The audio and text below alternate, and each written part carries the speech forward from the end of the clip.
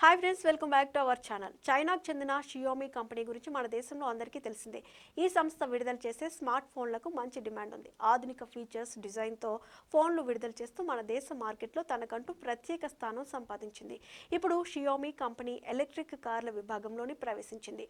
YU7 పేరుతో luxury SUVని ప్రపంచ మార్కెట్లో విడుదల చేసింది. ఈ కారు ప్రత్యేకతలు, ఇతర వివరాలను తెలుసుకుందాం.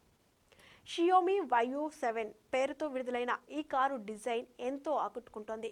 గాలిపై స్వారీ అనే అర్థం వచ్చేలా ఈ పేరు పెట్టారు. దీని ప్రత్యేకతల్లోకి వెళ్తే ముందుగా రేంజ్ గురించి చెప్పుకోవాలి.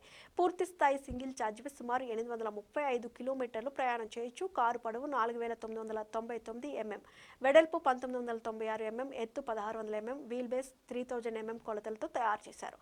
3 రకాల ఆకర్షణీయమైన రంగుల్లో షియోమి కారు ఆకట్టుకుంటోంది. Emerald green, titanium silver, lava orange కలర్లలో సూపర్ లుక్తో తీసుకువచ్చారు. కేవలం 3.23 సెకండ్ల